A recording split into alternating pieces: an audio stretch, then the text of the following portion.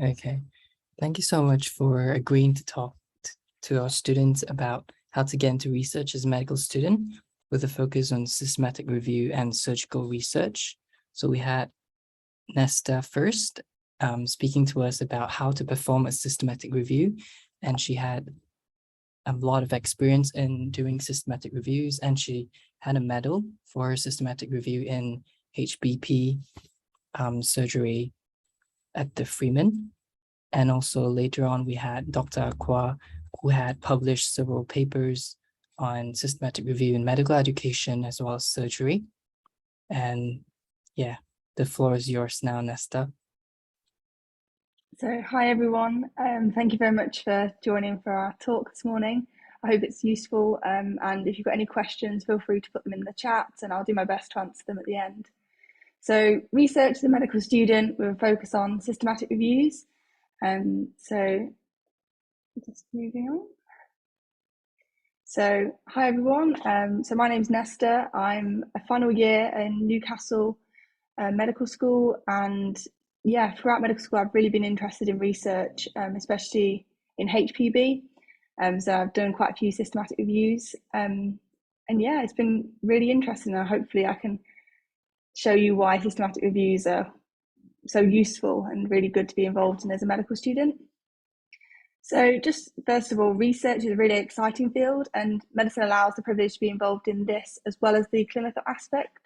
So it's really useful to gain those opportunities really early in medical school so you can see whether that's something that you want to be involved in further. So like I briefly mentioned, my interests lie in surgery, particularly ENT, HPV, transplant, as well as in endocrinology. And the best organ, in my opinion, is the pancreas. So quite a lot of my research is focused around that. So first of all, what is a systematic review? So the BMJ actually defines a systematic review as an overview of primary studies that use explicit and reproducible methods. But what does that actually mean? So it means that the systematic review is able to identify and kind of synthesize all of that information and relevant studies to the chosen topic and answer a really specific clinical question. And as the name suggests, the process is systematic, and so there is a defined methodology that needs to be followed throughout the process. And this process actually allows health decision makers to be able to access the information quite easily and a bit more readily than searching through every single paper. It brings it all nicely together. And with the ever expanding number of individual research papers, it allows a decision to be made accurately. And a lot of people kind of put the two in hand, and they do go hand in hand, a systematic review and a meta-analysis. A systematic review may include a meta-analysis, but it's not compulsory for the systematic review to include a meta-analysis. So what is a meta-analysis? So the meta-analysis uses the studies that were used in the systematic review, and then it statistically uses an approach to summarize that information and the studies that are similar together, and then it kind of pulls all the data and it achieves a statistically significant result. And like I mentioned before, a meta-analysis can be used by itself, or it can be used as part of the wider systematic review.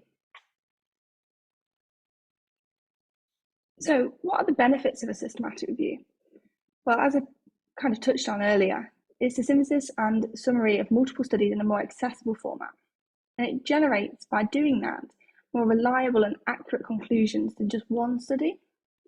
And it's able to then identify gaps in the available research. And finally, it's able to minimize bias. But as with everything, there are limitations.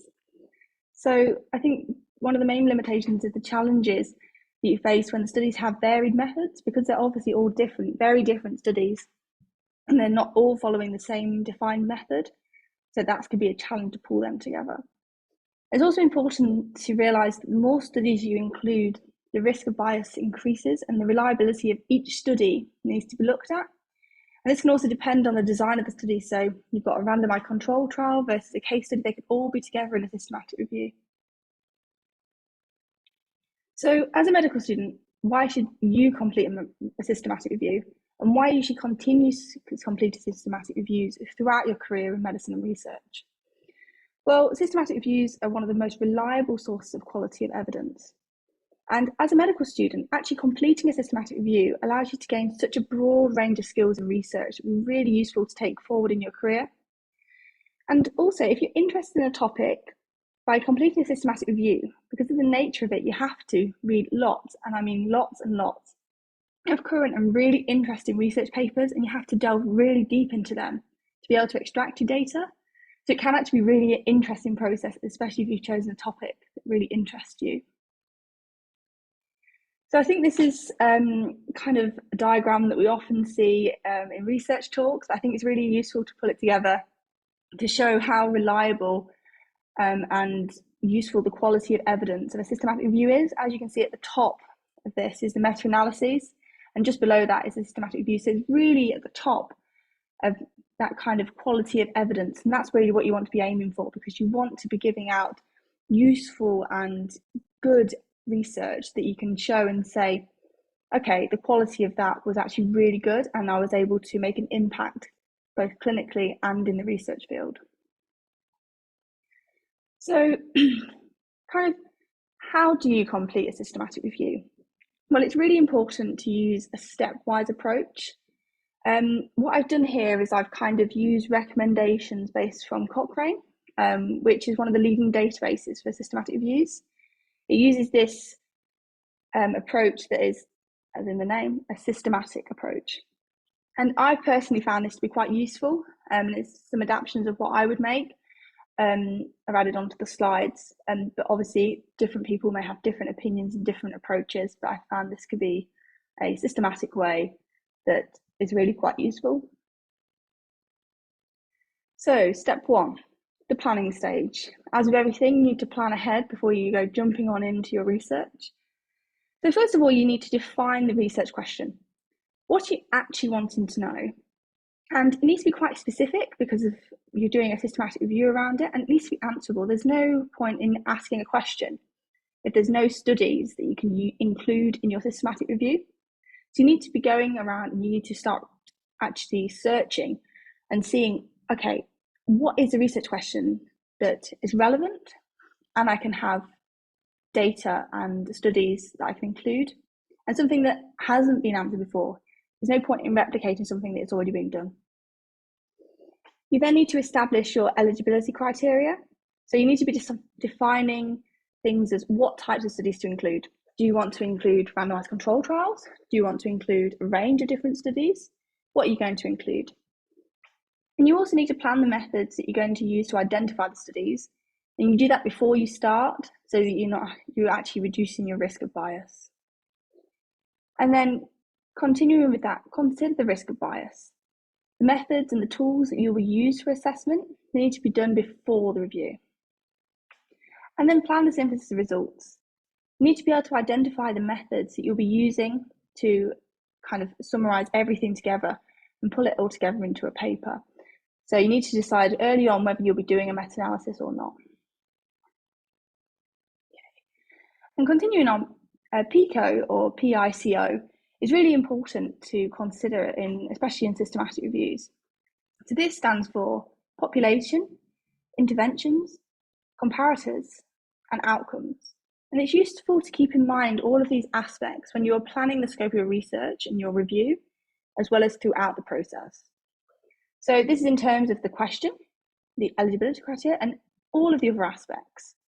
And you also need to understand and be aware of how you're going to actually put together and group all of these PICO aspects for your analysis. So, step 2, research. Cochrane actually recommends completing your search with an experienced medical or healthcare librarian. This may be useful, or somebody that's experienced in searching for systematic reviews. That may be a senior, it could be a registrar, it could be somebody that's done multiple systematic reviews and searches for them. We're working with them to ensure that you're getting and capturing the right studies. You need to choose which databases will be searched. Some examples are on the screen there, but there's many others, and you need to be aware of what you're going to search for before you start. And you should aim for high sensitivity. So you need to make sure you're capturing the right studies. So this here is a Prisma flowchart. and this is something that you'll be likely to include if you're submitting for publication, if you're going to be presenting. And this shows your process for the search. So it shows how you identified the screening process, the eligibility, and the inclusion. And throughout this, you record the numbers and why you've excluded them from your study. So it makes it really obvious what you've done. Step 3, collecting data. So the first thing to do is link together the multiple reports of the same study prior to extracting the data, because a systematic review doesn't look at multiple reports, it looks at multiple studies. So if one study has had multiple reports flying off of it, so one study has had lots of reports published, that's all one study, so that all needs to be put together before you go extracting the data. You need to construct an easy-to-use form before you start collecting the data. So this needs to be structured and organised, because if you're not the only one, which is unlikely that you're just going to be the sole person collecting data, it needs to be usable for other members of the team. So you can use Excel or you can use a Google form. It needs to be decided on what you're going to be using and how that's going to be distributed. And by pre-designing the outlines and tables and the figures that you'll be using in your final review, that can actually help with what you're going to put in your data collection form. Then you'll be able to get the most relevant things. So step 4, your risk of bias assessment. And this is seeking to minimize the risk of bias throughout the entire process. The 2 key areas of bias in a systematic review are the bias of the individual studies that you're going to be including, and also the bias of your own synthesis of findings of the included studies. Therefore, it's important to do an internal validity of the studies. This will emphasize the risk of bias and risk of over or underestimating the true conclusion at the end. So how are you going to do this? Well, here's one method that's really useful. This is the ROB2 form. You may or may not have seen it. This is what it looks like on the side. This can be used, I found that it's really useful to do this alongside your data collection process. So you're not reading the paper twice, or you probably will read it more than once, but when you do the extraction of the data, you can also fill in your risk of bias form, and then that will mean that everything's done together. So the ROB2 form, what it does is it asks different aspects of the study, and you kind of grade it. It can be put onto an Excel sheet, which is really useful, and it actually categorizes the studies itself into low or high risk of bias, or express some concerns as well. And that kind of allows for the risk of bias to make the process more clear, and it actually makes it more accurate, so you understand where the risk of bias is coming from each study. So step 5, this analysis. So to start with, you need to identify the types of data sets that you're going to be analysing. So are your results binary data? So that's where it's one of only 2 possible categorical responses. Or have you got continuous data? And that's where the outcome can be a measurement of any numerical quantity. Or there's multiple other types of data, so you need to be aware of what you've actually collected. And that then feeds into how you're going to be able to compare the data. So for example, if you've got binary data sets, the comparison can be made through a risk ratio. If you've got continuous data sets, then you need to be using a mean difference. And looking that up before you start your analysis is really key. Step 6, synthesis. So in this process, you need to be using the data from the included studies, bringing them together, and then you can come out with a conclusion. But how do you do that? So using the tables and figures that you've already pre-prepared, you'll be able to kind of put together different tables of the study characteristics, for example, and that will help you with your PICO aspects that we touched on earlier. And having a data table of what you're going to do, and that will help if you are able to actually do a meta-analysis, because a meta-analysis may not always be possible with the data you've actually managed to collect. So having a table of the extracted data will help with that. And that will allow you to decide what analysis you're then going to do. So step 7, the fun part, interpreting results and drawing conclusions. So you need to be using a summary of findings table, And that will be a really big table, and you'll be able to show the comparison of the studies. And you should include a row for each of the important outcomes, what you've actually looked at and what you've actually found. Then the discussion section, that offers you the space to describe implications that have been considered through the findings of the systematic review which you've undertook.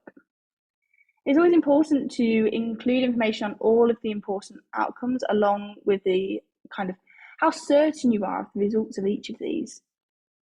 You also then need to be able to weigh up the benefits and harms and the potential implications of the findings. So you're able to kind of reflect on how certain you are of that evidence and what further things you need to do. And in this point, you need to be aware of kind of referring to things that don't exist. So if you've already come up with your hypothesis, you don't want to kind of imply something from the results that doesn't actually show. So be aware that you need to refer to the actual data that you've collected and not kind of go wider than that. So my top tips: be proactive. You need to go out and decide what you're doing. You need to find the study that you want and find the gaps in the research. I'd recommend organising all of the tables for collection in advance, so you know what to collect and you can distribute that out to people that may be willing to help.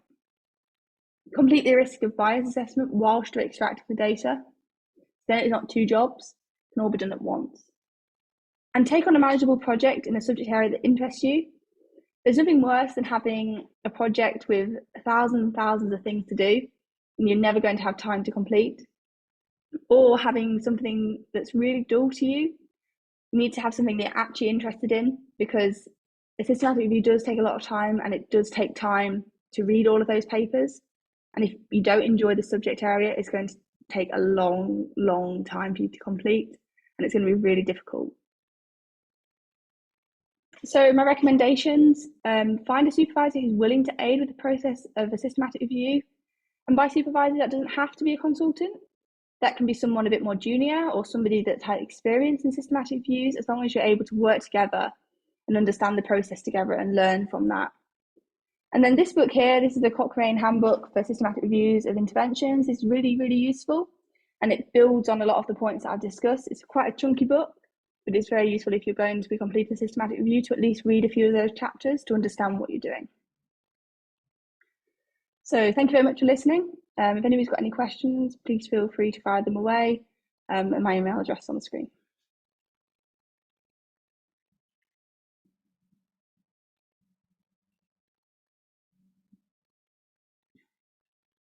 Thank you so much, Nesta. It's a really helpful talk.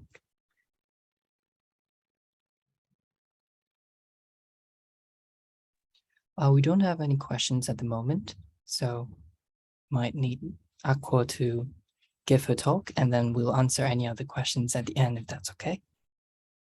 Yeah, that's great. Feel free to email me if you don't want to, you think of a question later on anyway. Thank you.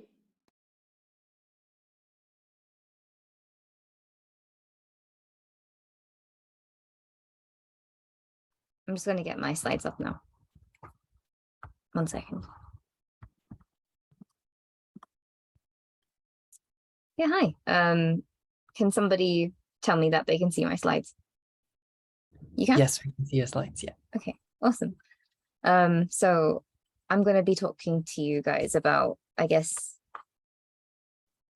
the initial bits of how you even get started in research. So a little bit about me, because I feel like that's quite important, and we all want to know a little bit about our speakers, essentially. I've finished medical school now, and I am Dr. Aqua. I am an academic foundation doctor, or specialized foundation doctor in the London NKSS Deanery. And most of my research and interests lie in both urology and clinical education. Thank you, JJ. And with my outputs currently, they circle around mostly urology and clinical education. And a little bit of why and how it all started, essentially. So I was in year 3 and I was doing my urology placement. And one of the consultants said, Aqua would be a fitting name for a urologist, and that really stuck with me.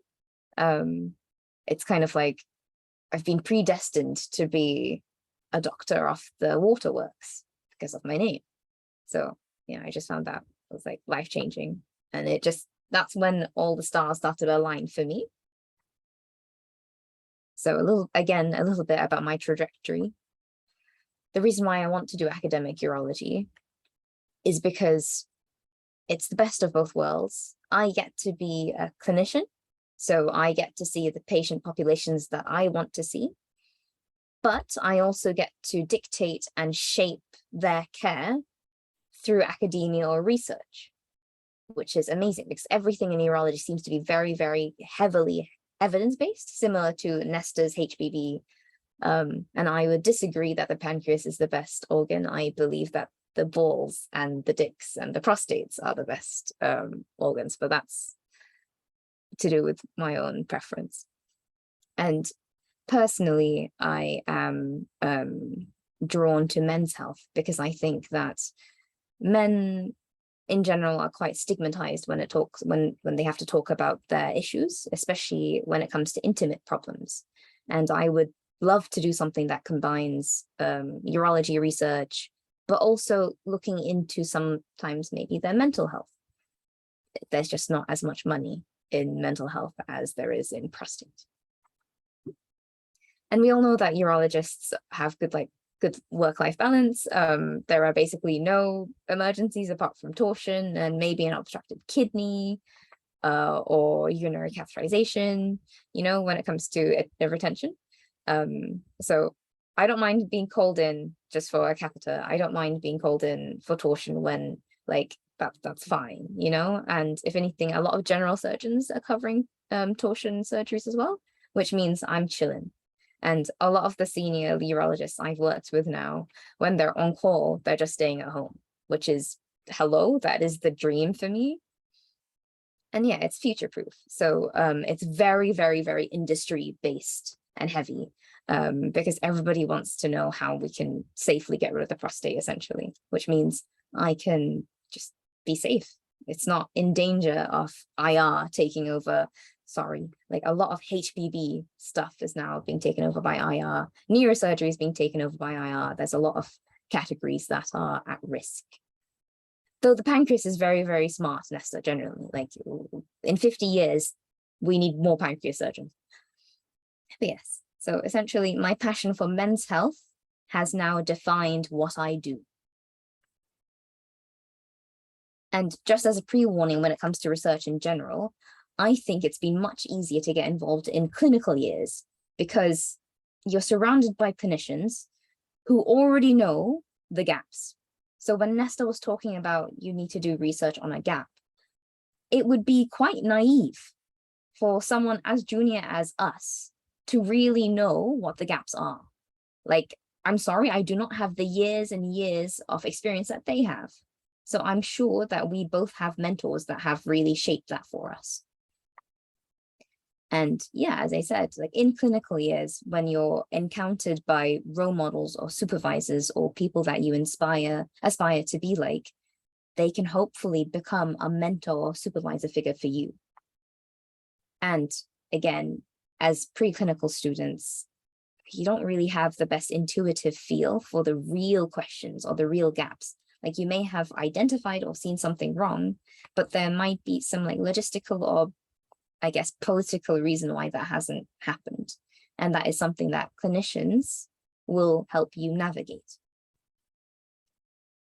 So just some tips before we go into the nitty-gritty. Be keen when you're at, your clinical duties and you're on placement, and engage. Become that keen and reliable face on the wards, because then people will know about you and know your name and actively involve you. And as I said, I'm obsessed with urology. For some reason, I have now identified that those are the organs that I want to look at. But if you haven't narrowed down yet, that's fine. But just try to get rid of the things that you don't like or you don't know what you want to do, because that can help you pave the path that you want to lay your foundations on. As I said, potential supervisors or mentors, and don't be disappointed because they are busy clinicians. It might be useful for you to follow up with them. And I have some stories of when I was a keen med student and I was approached by a consultant himself, and he asked if I wanted to contribute to something, and I dedicated a whole month to it. It was during Ramadan, so I was fasting the whole damn time. I wrote at least 70,000 words for him because he wanted me to be first author on a textbook that he was producing. It's been more than a year. No, it's been almost 2 years now where that's gone nowhere. I followed him up, I've called him, I've done everything I can, but I realized that he just used me to get his consultant post because at that time he was an SD8. But it's very important for you to manage expectations early and ask if the project is viable. Because for me, I went in without really clarifying, okay, you're saying, but do you have a publisher lined up? Do you have dates? Can I see proof that this is actually going to happen? Like, yes, at our junior stage, we say yes to everything, and then we can be more selective as we go on. But I think it's important just to, have the initiative and just be like, is this going somewhere? So when it comes to, I am someone who needs some structure in her life. Like I need to know what I'm trying to achieve. So I think that the self-assessment scoring guidance for both CST and IMT are quite good things that you can follow. And I know that for SFP, if you guys are thinking about that, and I know JJ and Nesta, you are applying this cycle, but if we have some younger students in the audience now, then I think London's SFP breakdown is actually quite good because that tells you exactly what you need to know. And it's quite rigid and I guess very nitty gritty when it comes to what counts as a presentation, what counts as a publication, etc. And there are some gold standards that I think you should be, I guess, trying to achieve so that you make your time most worthwhile. Because remember, your time is the most valuable currency of all. Because as a junior doctor, I am telling you, as a med student, you are chilling. But as soon as you start as an F1, Jesus Christ, like your time massively drains. I cannot stress that enough. But yeah, CST, IMT portfolios, they have dedicated sections on audits or presentations or prizes, and they give you really clear details. So use them, print them out and stick them to your wall after you've obviously decided and identified your passions. So in terms of key outputs, as I said, if you're investing time into a project, make sure you're aiming to get at least one of the following outputs, which I will show you on the next slide. But then one publication will often mean another spin-off project, or you've developed a new working group, and that in itself has so much yield, or you've developed a new mentee mentorship relationship. But remember that one project does not necessarily mean just one project. One door usually opens to at least 3 or 4, as long as you're motivated and you stay keen enough. So as I said, presentations, prizes, publications. And I've seen from my experience that some working groups are quite good at this, especially Americans, where they work as a tiny unit. And you will see their whole unit of like 6 people work together continuously to, pump out these things. And the way that they do it is quite clever. And I will show you on a different slide on how they do it. But essentially, one publication usually means at least 5 to 6 presentations at different levels of conferences, which are where you get your presentations from. And not only that, but the way that you should do it is in your working group, you should cycle between the authors so that everyone has equal and fair distribution of outputs. In terms of prizes, it's weird, and I read this in some like ST3 portfolio scoring thing, but for a poster presentation, I believe, don't quote me on this, if someone has won, then it counts for all of the authors on that authorship line. But then if it's an oral presentation, it only counts for the person who presented it, because obviously with an oral presentation, it's about your presenting skills, if that makes sense, rather than your poster, which is the content that you all contributed to. So again, that's how you can, again, actively collect these things. And as I said, always maximize your yield. If you do one project, make sure you get the most out of it. You need to juice these things. We are in this system, and you have to believe that. Like, they've not made it easy for us. Yes, you've gotten into medical school, which is insanely difficult, and I am not trying to lower your worth or lower your, what's the word? I'm not trying to like not hype you up, because you're amazing to get this far, okay? But they don't make it easy for us. So I'm just trying to give you tips that will make sure that you shine in whatever you want to do. And any questions, please DM me and I will come back to them at the end. And I thank you so much for someone in the audience has already asked a question. I'll answer that as soon as I get through our slides, okay? So, how to copy the Americans, because they're quite good at this stuff. So, say for example, we have, this is a project on why urology is the best. And then obviously there are some people who aren't urologists but chipping in here, but these are my close friends. But yeah, we've got a project on why urology is the best, and we're presenting it in one of the big European conferences. The way that we can do it, and to make sure that it's the most equal for everyone, is if we just circle around. So here, Ollie is first author for some European conference, but then the next one, I could be first author at a different conference, and then he would be presenting it for one conference, I'd be presenting it in another conference. And that is just how you keep doing it. So in a similar fashion, you just keep on changing whoever the first author is. And this isn't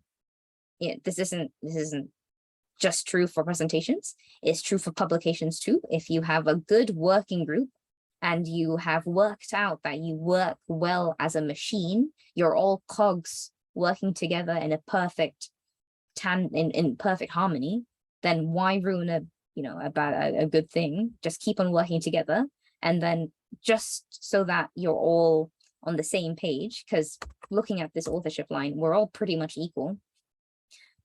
We just agree within ourselves, okay, so the next project, me and Ollie are going to be first author.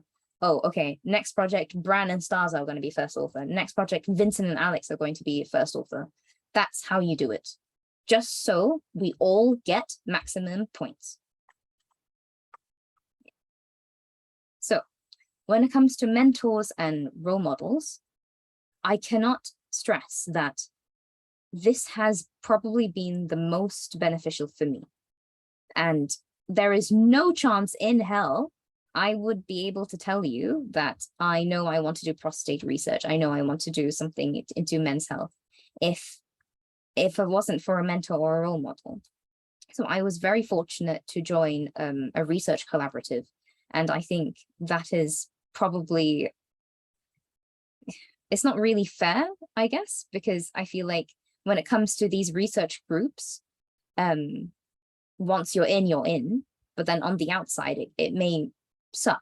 So you need to work really hard to get within.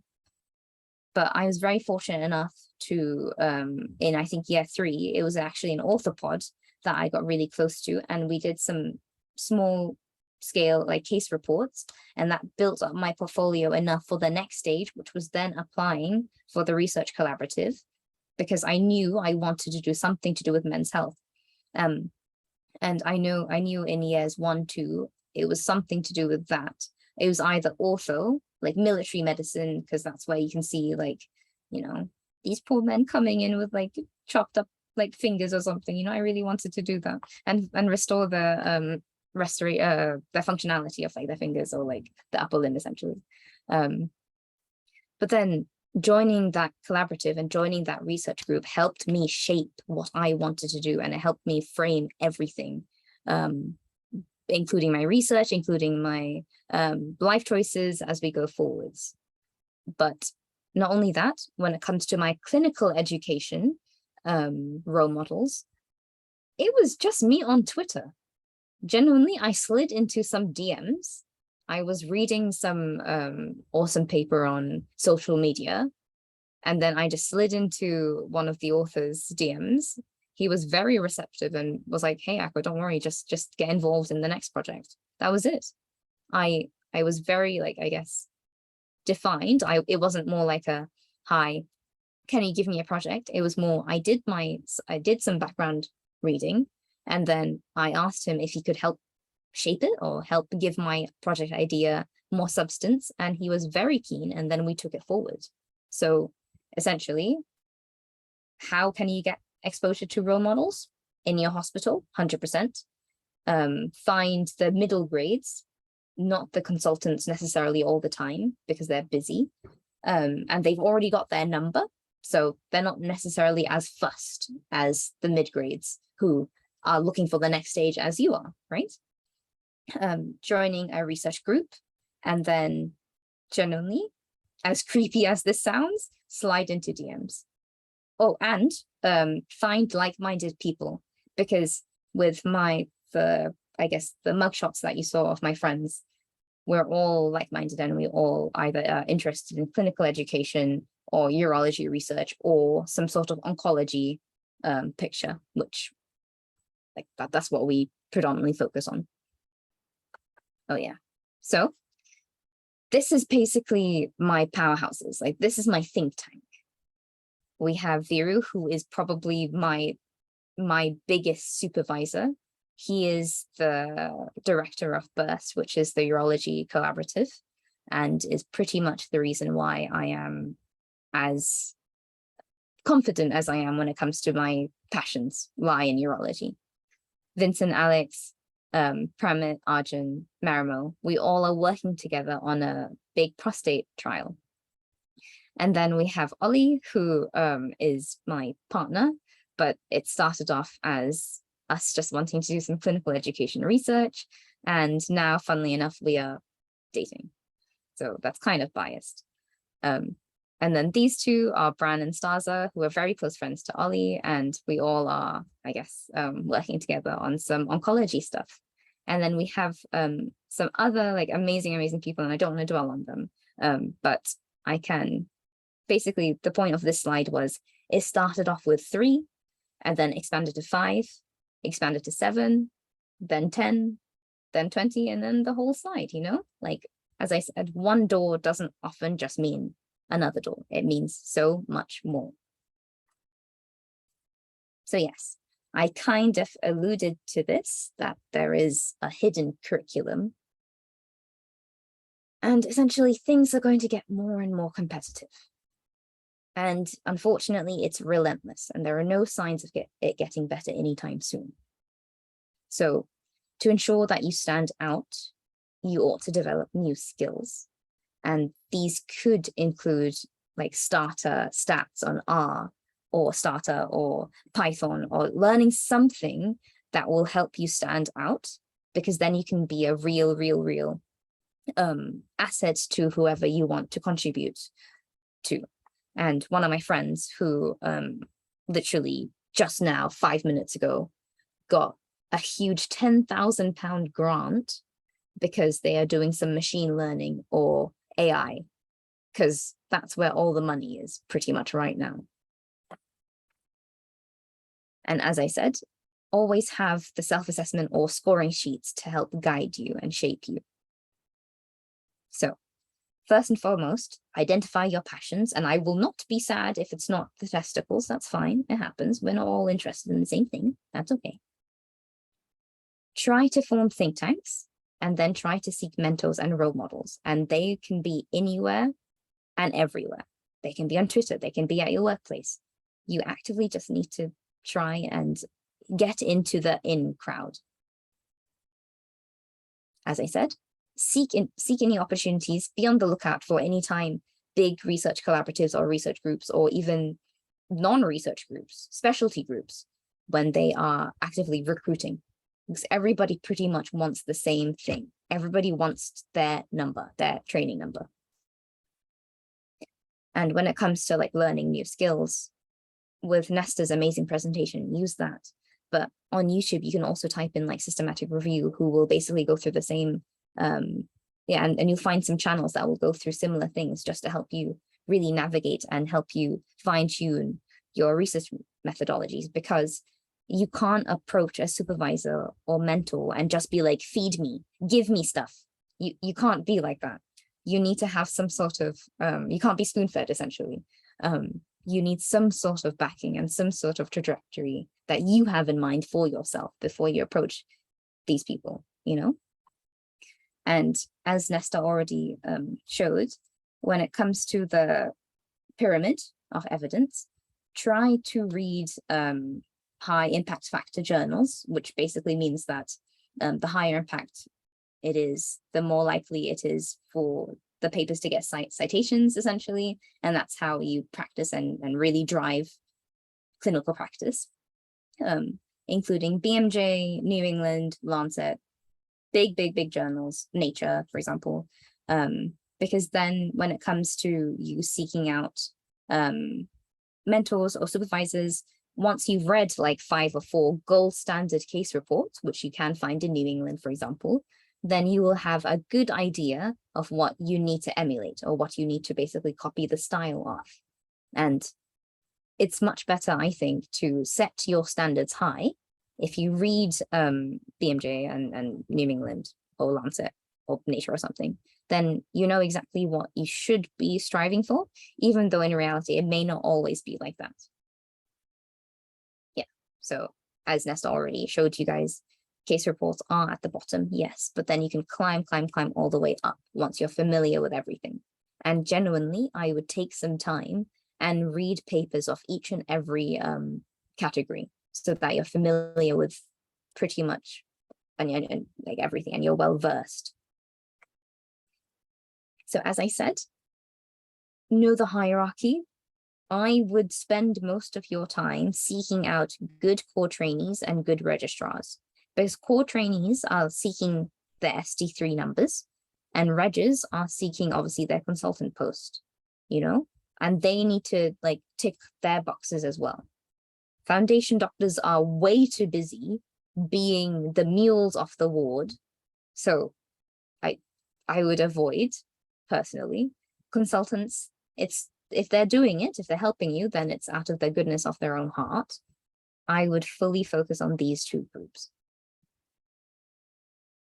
So yes, that brings me to the end of my very passionate and fast talk. I'm so sorry, but I thought that was quite important that you guys just need to know that research doesn't just happen. Like I wasn't just casually, oh, here you go, Aqua.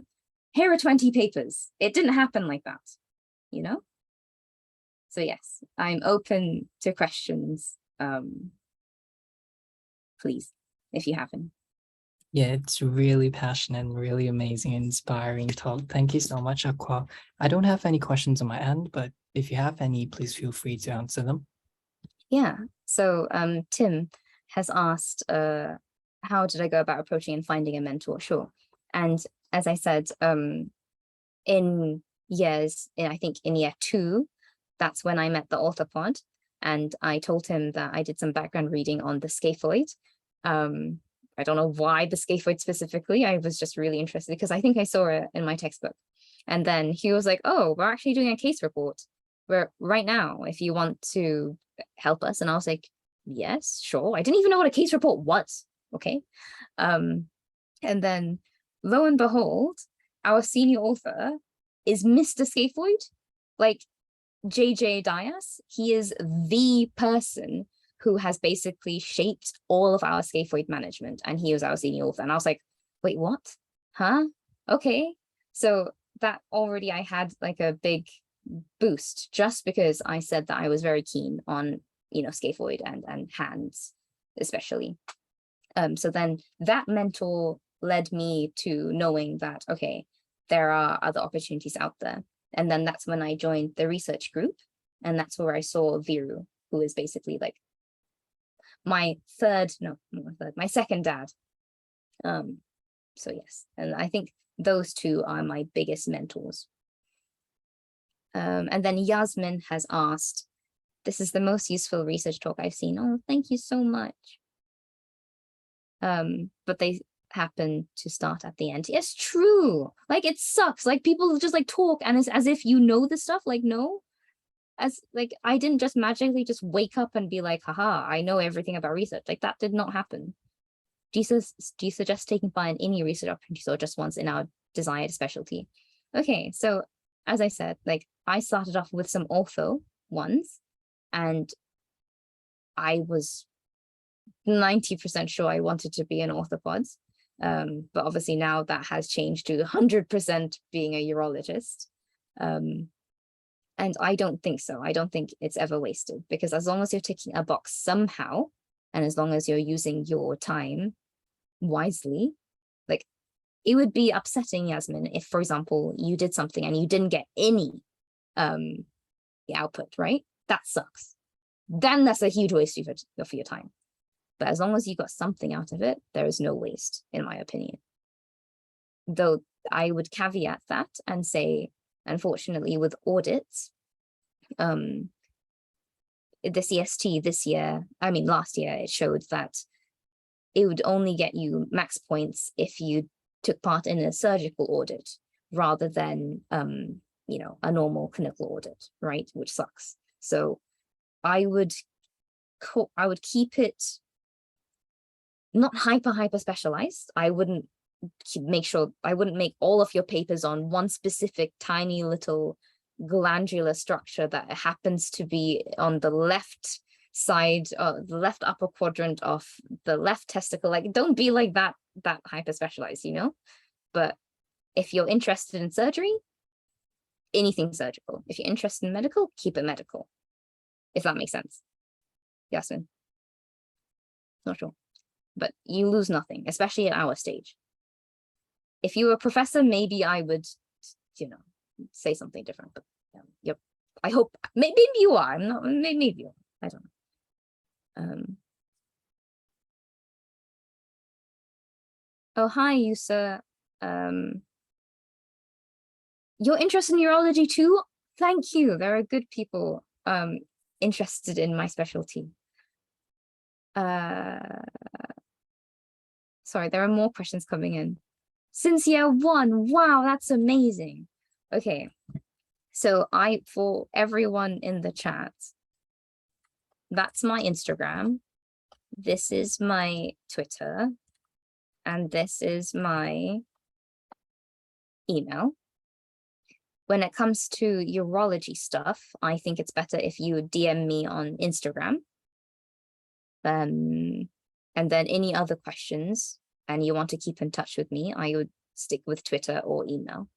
Because I think it's important to explore, because urology is such a big field by itself. But again, you've done something that I would not recommend.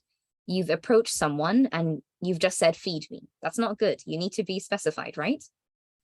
So we'll talk about that in a separate occasion. Another person has asked, Zhang, I'm not sure how you pronounce your name, I'm sorry. Just wanting to know if we want to participate in research, should we always slide into DMs with some sort of idea? Yes, exactly. I genuinely think, like, do your background reading first. You can't, like, it is so frustrating to read someone's application or DM and it's like, okay, I'm interested in this, but then so is everyone else. You don't stand out. What can you offer? Well, thank you so much, Shireen. Please fill out some feedback so that JJ can like accumulate it for me in the future. And JJ, Shireen has asked, will I come back for another talk? That's completely up to you, man. I don't care. Like, I'm chilling. No, Dr. Aqua does say that she's a foundation doctor and foundation doctors are really busy, but she's really kind to have given the time for the talk today. So she's given such an amazing talk and everyone loves it. So if she has the time, definitely. Yeah, just you guys fix what you guys want to be, what you guys want to learn, and I'm happy to talk about whatever.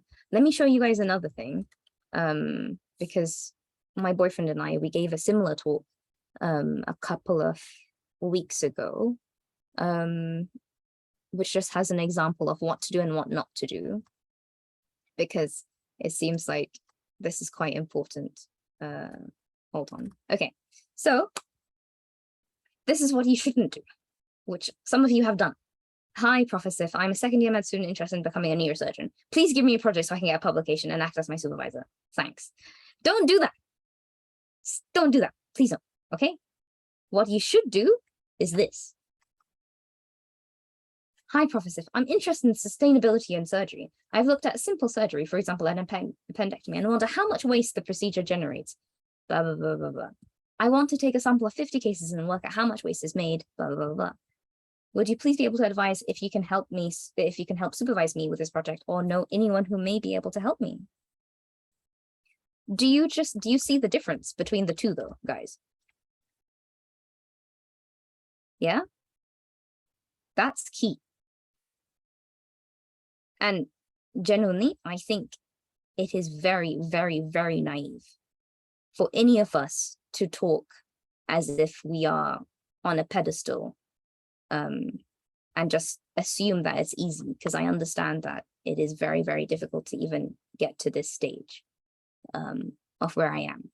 Because if you don't know what you're interested in, then how is anybody going to help you, I think that's key. I think for just currently, yeah, I think I've answered all of the questions. I would slide into DMs, but only after you've done something like this. Okay? But yeah, I'll wait for another minute or two, just for any more questions. Otherwise, we can wrap things up. Oh, thank you so much, guys. Why are you all so nice? Sorry, JJ. Like, obviously you can't see it because they're all DMs, but your med students are so sweet. That's good to hear. What did they say?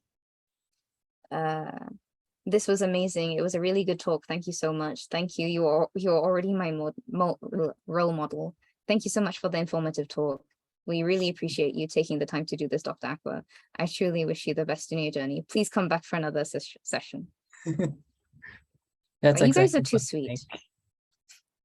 Too sweet. No, like, Nesta, it's okay. Yeah, no problem. I can't help you, Jian, when it comes to sliding into DMs for like girls, if you're interested. I don't even know if you're interested in guys or girls. I can't help you with flirting DMs, but I can help you with research DMs, okay? Because if it helps you with anything, I slid into Ollie's DMs, my boyfriend, my current boyfriend, and he didn't even like perceive them as flirting. Okay, like the guy thought that I was just being funny when I was actually trying to hit on him. So yeah, can't help you with that, but really good at research talk. I think, yeah, so you guys have my contact details. Try to find me.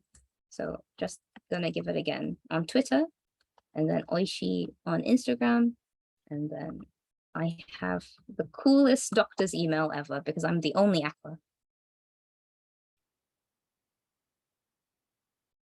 Yeah, I don't think I have anything else to say, to be honest. Yeah, thank you so much. I think this is the end.